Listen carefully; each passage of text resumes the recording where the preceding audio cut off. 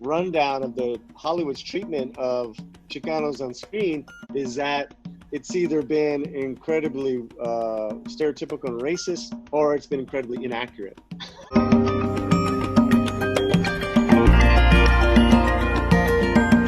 There we go. All right, everybody, welcome back to The Slant. In this video, I'm so excited. This topic of this TV show, I need help.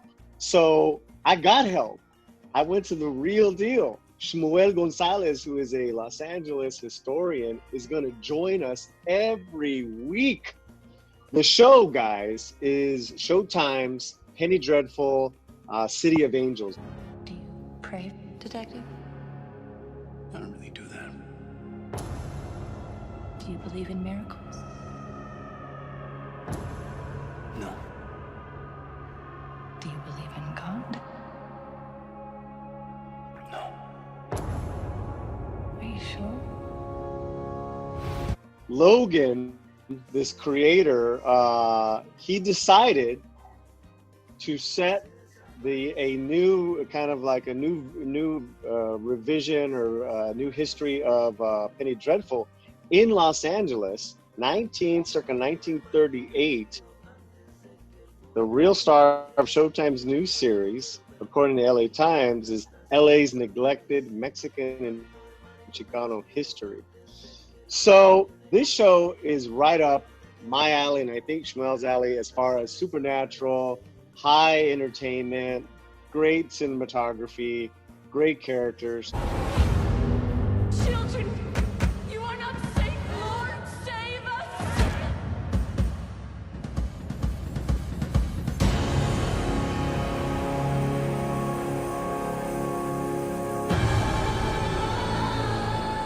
All mankind needs to be the monster he truly is being told. You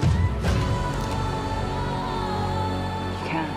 You know, the great thing about this show is I think it got, with many of us, people who are already dedicated fans of Penny Dreadful, the original series, especially for people who are into history and nostalgia, historical fictions and stuff like that. That there was going to be a new series that was completely fresh, and this was just really exciting.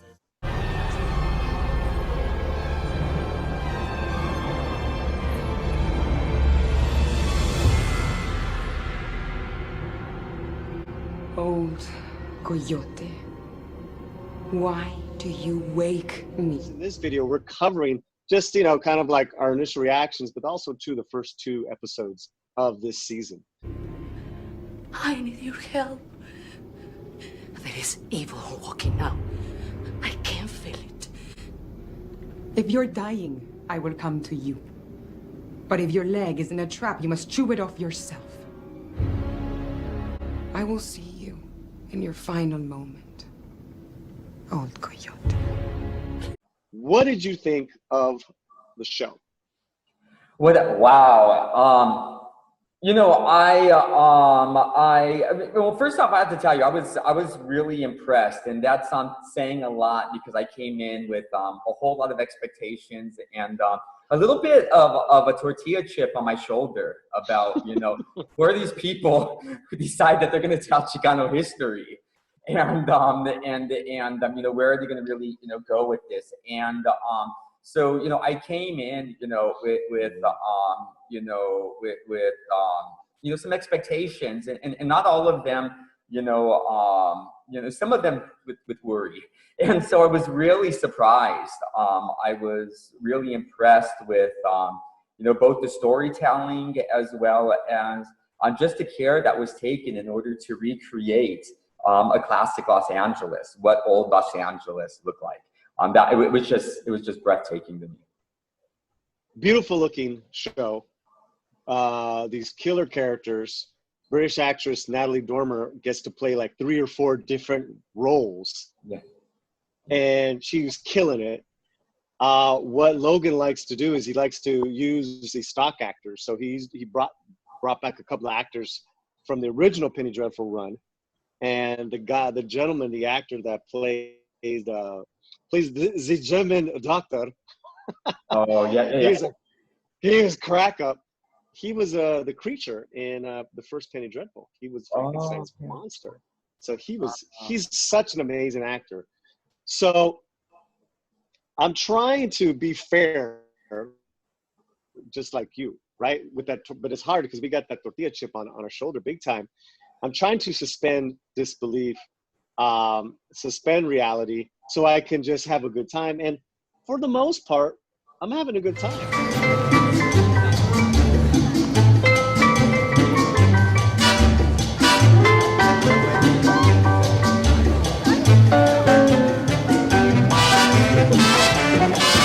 You know, as a teenager, I grew up in Mexico, in the first part of the 90s. And that was also one of the things that I used to criticize even there, that, I would turn on the television and I would see a bunch of South Americans, you know what I mean? And, I would see a bunch of people from Argentina, from Costa Rica, from Bolivia, and, all these different types of places and everything. And very rarely was I actually seeing on Mexican television actual Mexicans presenting these roles.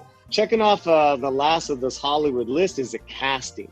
Now, I found out that the cast and directors are all from New York, and it makes sense because all these actors, which is really interesting, all the male Latino actors are from the East Coast.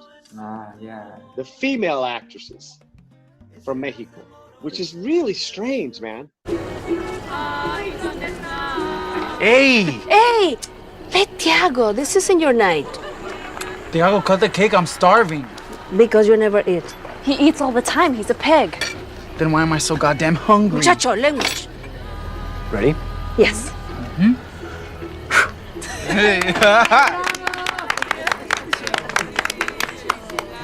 Tiago, show us already, I'm dying. It's just a piece of cheap tin. Stop it. Well, you can get them at Walsh for a nickel, right? Show us.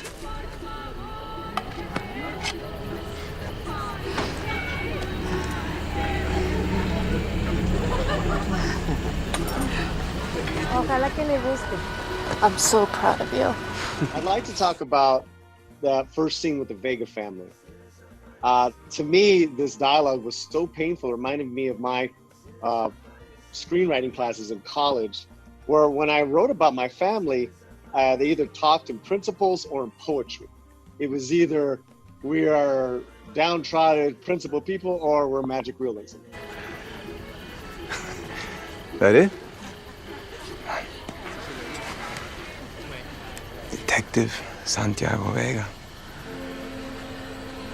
I guess congratulations. I guess thanks for coming. Hell, you'll be a gringo before you know it. Raul, be proud for your brother. I'm not gonna pretend to be proud of my... You want it in the cannery? Or working in the fields? Your brother made a life. You respect that. I'm actually very interested in where he would have gotten this these inspiration from, and it's really because you got it in from the beginning. The brother makes himself known as like this principled person, and there's this fights, and there's this there's these whole things that are going on, but it's really kind of interesting that I'm interested in seeing where they the voices that they were listening to. Who is it? And obviously Logan had gotten his inspiration by looking across the spectrum of what Chicano representation and voice is here at this time within Los Angeles. I am Raul Vega, and I speak on behalf of the Belvedere Heights Community Action Group, the Congress of Industrial Organizations, and the Cannery Workers Union Local 416. I know who you are, Mr. Vega. Keep your remarks short. And so in a lot of ways, this production, I think, really kind of projects back into time a lot of things that are very important, I think, for Chicano imaging today. And for, it's setting a certain, foundation that is based off of more modern, Chicano mythos. But that's valid, in some ways. Where are we supposed to go? Where are you supposed to go? When your new motorway destroys our homes, slogans. But they refer to themselves as Chicano. That's it. And that's the thing. You would never have gotten someone in the 30s referring to themselves as Chicano. That's not really that's not that. They're not in that point yet. It's not until the 1940s and everything that you start getting the first kind of throes of you know, really in your face Mexican American self-identity, which eventually leads to the Zoot Suit riots and, you know, these types of things. You know, you know, the type of violent reactions that Mexican Americans who dare to be part of the greater Los Angeles story in the 1940s. That's what later the story of the Pachucos is. And I think that's what's kind of interesting is that you have them projecting into the 30s things that really don't become real issues for Mexican Americans, believe it or not, until the 40s. And so that's really kind of the thing. They're amalgamizing a whole lot of things about the Mexican American experience and that they're putting them into just one little place. And it does come off at some places, you know, a little, you know, breakneck. When your new motorway destroys our homes, our community, our church, and our livelihood, where are we supposed to go? Where you came from is not a bad answer. Arroyo Seco, Belvedere Heights, two totally different areas. It doesn't have the geography right, but it's trying to get the concepts right. For me, what I think is going to be the success of the show is Tiago and Nathan Lane. I mean, Nathan Lane, every scene he's in, it's just, I mean, he's a crack up. So he's like an old crotchety Jewish detective. And he volunteers to be this young, first ever Chicano detective on the LAPD. I think their scenes are amazing. As a Mexican American person, as a Jewish person, to see these types of things kind of taken on, and that really was kind of the story of those days, and that you found, you know, Mexican Americans not, you know, living up side to side against each other because of segregation. Having to deal with the same type of struggles, you know, under a Jim Crow reality. I think that a lot of us forget that Los Angeles at this period of the 1930s is considered the whitest city in America because of how ingrained racial segregation became in, you know, the building of the modern city of Los Angeles. I mean, you're talking about that in the 1930s. You know, by this period, you know, Mexican Americans, Jews, African Americans are all mandated to live in two places. South of Adams and South Central Los Angeles, or east of the river, in East Los Angeles, you know, Boyle Heights, and places like this. You're like, why is there 15,000 people having an anti-Nazi parade in Boyle Heights in November of 1938? Well, La Madre was on her knees the entire episode.